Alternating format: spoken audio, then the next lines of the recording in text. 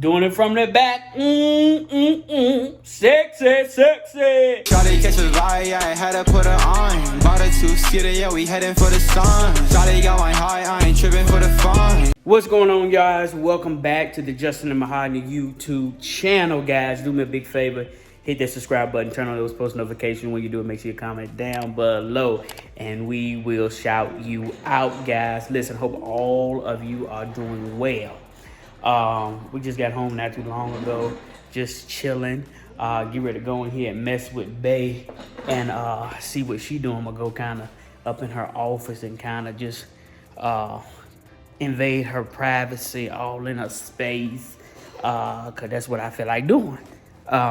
So I'm gonna be honest, that's what I feel like doing. How you doing? I hear you talking about you gonna come on your space, Lord. Why I can't come invade your space? Cause Justin, it's just the way you do things sometimes for me. What you mean the way I do things? You come in here and I want to come in here and sit. I've been working all day in my room. You come in here and you come Great day. You still ain't got a new chair in here. Don't worry about my chair. That chair. Why your chair squeaking? Don't worry about it. I get my Why that chair need when oil? the chair's squeaking, I get my best thoughts done. So don't you even worry about it. Don't worry about what I'm going to do. Why that chair squeaking though? I don't know, but it's perfect for me. If that chair don't need no oil, baby, you just need to realize it ain't anointed to carry you. Yo, please. See, It don't need no oil. You can't Yes, anoint it it. is. You can't anoint something that God didn't attend for. It can't handle your capacity. Justin, listen. You trying to put oil on something that when you just got a big ass. I'm just trying to say. Justin, I love the angle that you're coming with that message, but that's not for my chair, okay? That's for your baby. That's what I'm saying. It's not for your chair. That big ass. It's just not for your chair. You see what I'm saying? Y'all see what I'm saying? No, I don't agree with him. He's talking that foolishness. I'm not gonna hear that. Anyway, y'all, listen. At the end, they comment down below whether this chair is anointed. For those that are not from the church, let me give you a definition of what the anointing is. It's purposed. Is that chair purposed to carry that big booty? Yes, it is. No, it's not. See? Here you come in here balling at me. You ain't doing that little screen up there black. It just went off, Justin. Oh, you got one of them confused like when you go to the bank, you can't you got one of them filters like you can't see the screen. No, it just went off. You ain't in here doing no work. Yes, I am. What's wrong? No, you ain't in here doing no work. Anyway, I came in here to have a conversation with you. Conversation. What we gonna talk about? We're gonna talk about doing it from the butt. Sexy. When you want, and you wanna do the butt all night long. Hey, ow, hey, ow. You know you be doing it from the back. Come on. You know. This is what you came in here for. You know you like when I come in there and do it from the back. I don't know what you're talking about. You doing it from the back. You know you like it that way. Justin. Doggy style. Oh. Look, they get quiet when you call them out. I know you ain't getting quiet. I don't know what you're talking about. What's that then? Mosquito That's a bites. result of you doing it. Mosquito bites. Of us doing it from the back, right? 2 mosquito bites. Anyway, here we come to talk to y'all about doing it from the back. Doing it in the sexy. Ow. Ain't nothing to be ashamed about. First of all, ain't nothing to be ashamed about doing it from the back. What's the context? What Huh? you mean? I guess in the conversation that we're going, I mean, either way, I mean, if you're married, nothing wrong with doing it from the back. But then we're also, the context that we're going, there's nothing wrong with doing it from the back that way as well. So, I mean, ain't nothing wrong with it.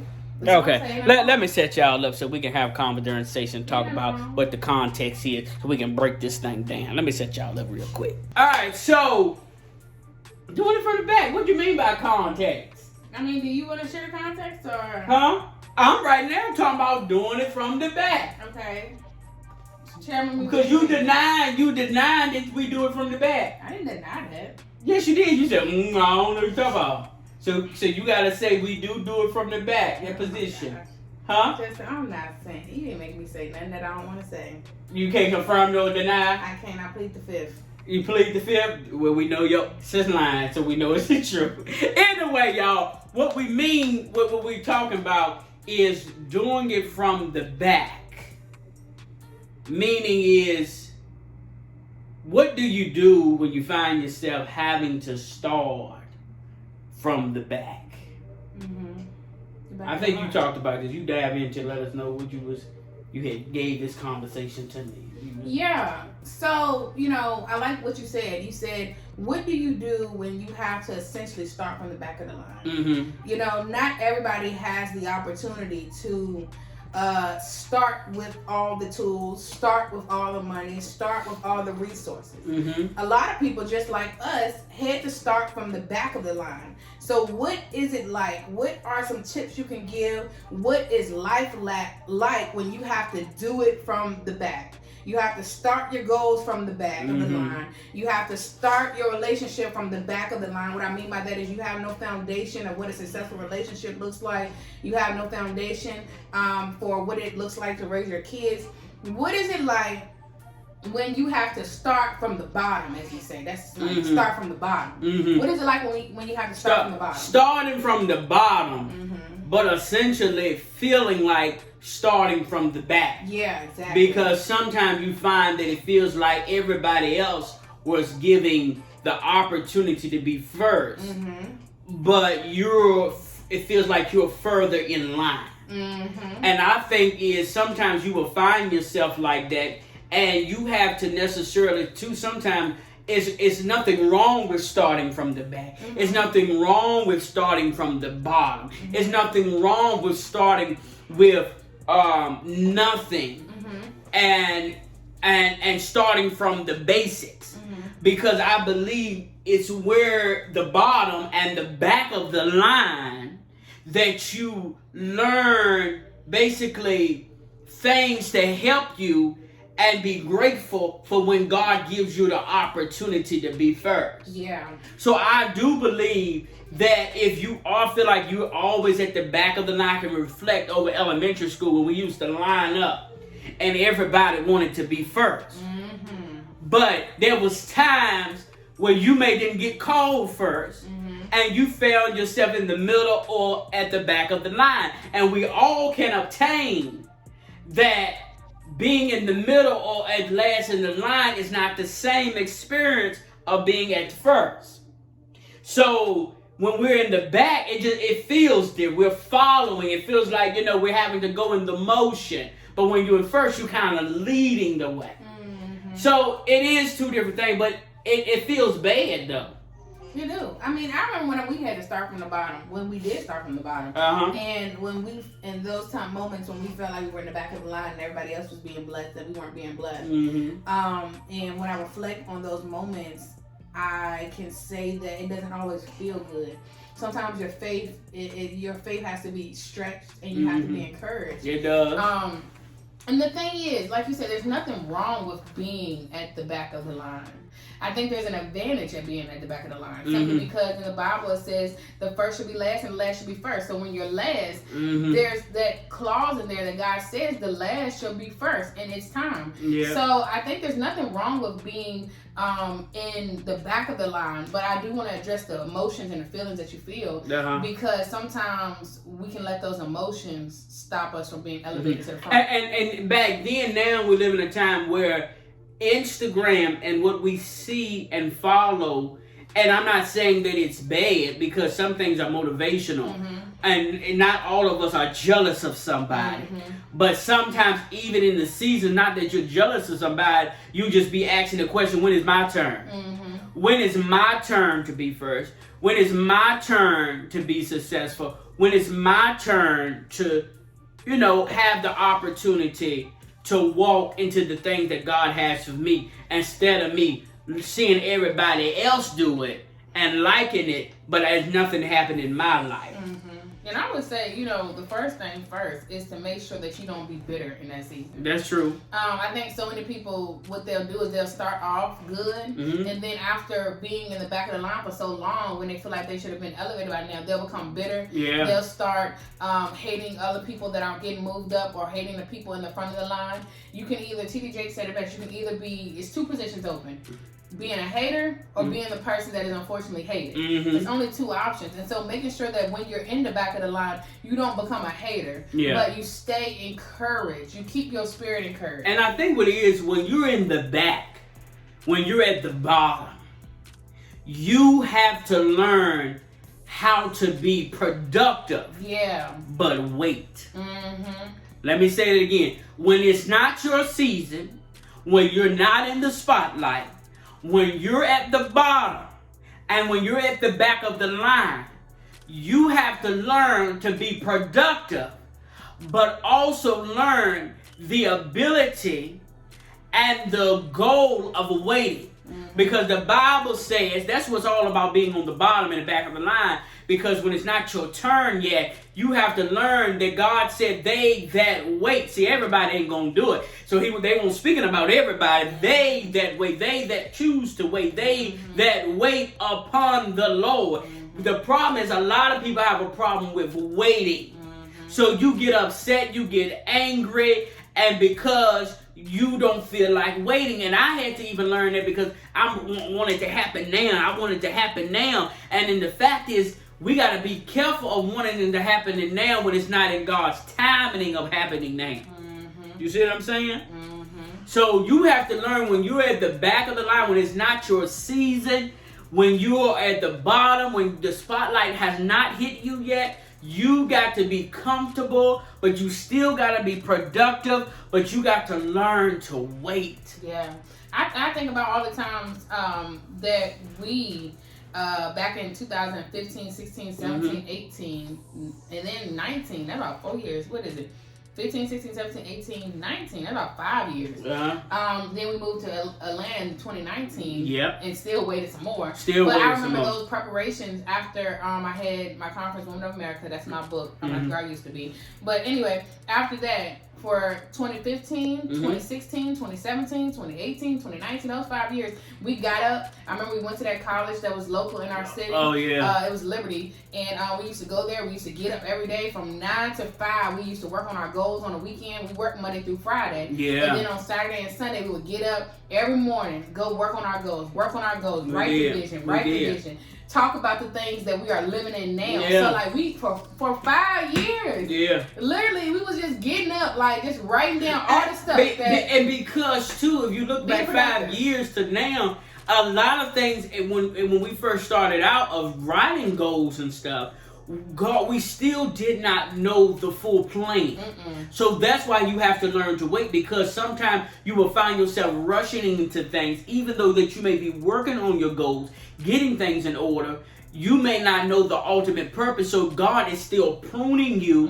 He's still molding you and getting you ready for the next. And you may not even know what the next is. And the next where you are right now may be a year, 2, 3, 4, 5 years from now.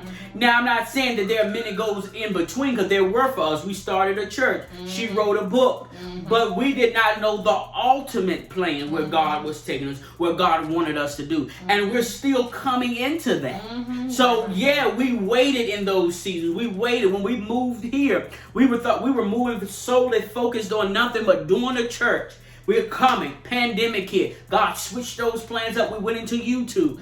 And it's because we waited. We couldn't have started a church with people only going to church. And I wanted to do it. I wanted to do it even while I was driving trucks. Oh, I want a church. I want a church. I want a church. But I had to learn how to wait, because God was preparing my stage. That yes, I was coming to a city where nobody even knew me. So how could I come to a city where nobody knew me to start a church? And get here and start a church, it won't gonna be nobody there. So what God knew what was best was for me to get on YouTube, to put my family on YouTube. Then he would pave my stage, pave an avenue where we could gather people in multitude. Now I can be coming into the place of starting a church. You see what I'm saying? You got to learn to wait on God, because God has it set in stage. A lot of you say, I'm going to do this, do that. You're going to write a book. Okay, who going to buy it? Nobody knows you. Nobody knows you. And I know it don't sound good. I know it don't. I remember when I talked to my spiritual dad at the time, and I told him I wanted to publish my book. You so did. And he said, nobody knows you. Nobody knows because I was like, you. well, I know God got a crowd for me. I know God got people that's going to buy my book. And I felt so like offended almost. And I ended up waiting and obeying what he said. I ended up waiting and not doing it. And waiting until I started building my platform, my influence. And doing that was so important because when my book did release, I saw so many reviews and sales and everything was in its timing and it was perfect.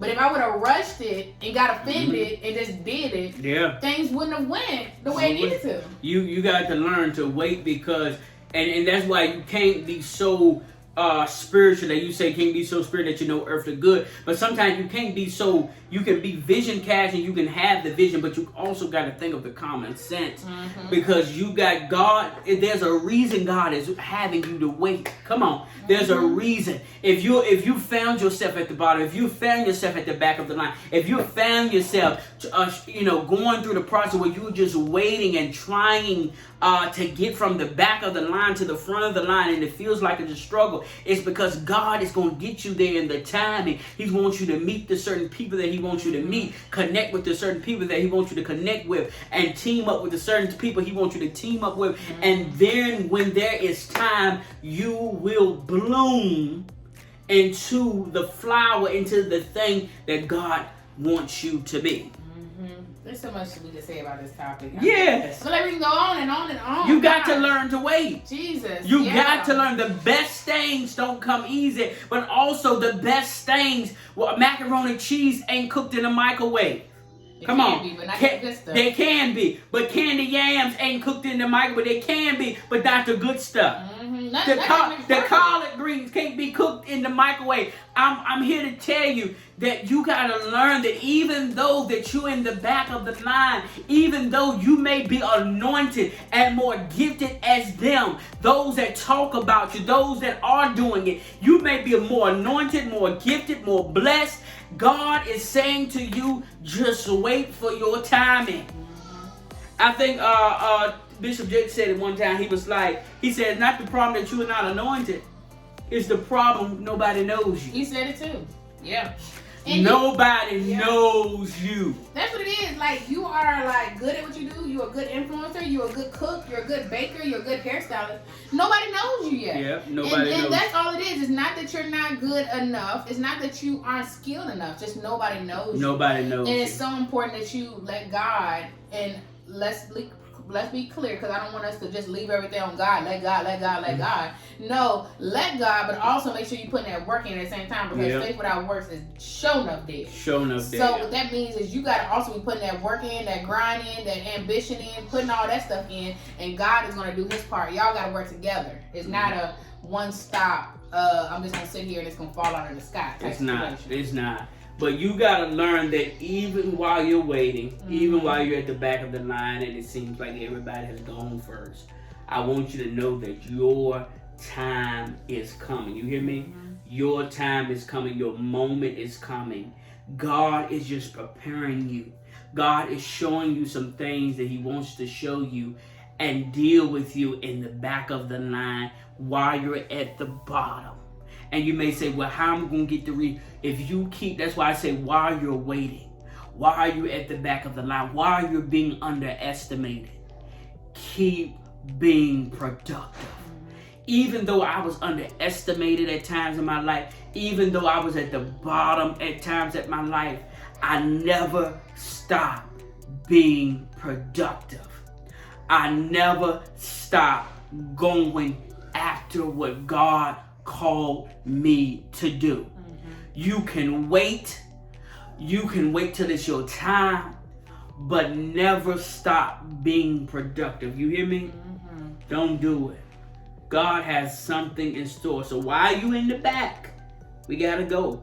But while you in the back of the line, doing it from the back, sexy. Listen, make that back of the line, make that where the bottom, make it the most productive. Be you, come into who you are, And I will tell you, it's not that, and I'm gonna be honest, it's not that you don't get the spotlight when you get to the front. The spotlight comes on you when you're in the back and you just having to move up front. So start where you're at, start growing where you are, put in the work, and God will do the rest. So that's a message. Doing it from the book.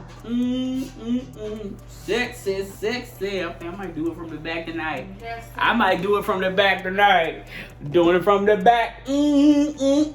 Sexy, sexy. Let that turn her on in that chair. Listen, I hear that walk. That walk. Soon as I said that, doing it from the back. That walk started speaking in tongues. I heard it. Shush. Nothing but water driplets. Nothing but water driplets. Nothing but, come on upstairs. Come on. Doing it from the back. Sexy, sexy. Ow, ow. Y'all hear Marcel in there. Listen, we gotta get out here. Thank y'all for hanging out with us tonight. We hung out in MaHogany's office. Thank you for letting me be a part in here. I feel so honored. But come on upstairs so we can do it from the back. Oh, how you doing? Let's see. Greg, getting big. I'm doing. You doing, ain't you? Child. You doing, ain't you? Come on up there and do me. Anyway, y'all, we gotta go. Thank you for being watching us. Listen, hit the like button, hit the subscribe button. We love you guys so much. We love you. But listen, I pray that you will continue to be humble. You will continue to be productive as you work from the back. And that God will bless you and move you from the back of the line to the front. Remember, the first shall be last, but the last shall be first. Listen, keep on keeping on and watch God bless you. Listen, we got to go. I'm your boy, Justin. And guys, remember, if you keep it locked. We're going to show now, keep it lit. That's right. We'll see. Oh, wait, no. What happened? If you keep it locked, we're going to show you how to keep your marriage lit. Marriage lit, relationship lit. I don't know. We be talking about everything on here. We're going to show you how to keep your life lit. Ain't it? For real, Come that on. need to be the slogan. That's the thing that need to be. So we're going to show you how to keep your life lit. Listen, we out of here. We'll see you next time. Peace. Shawty catch a vibe, yeah, I had to put her on. Bought a two-seater, yeah, we heading for the sun. Shawty got my high, I ain't tripping for the fun.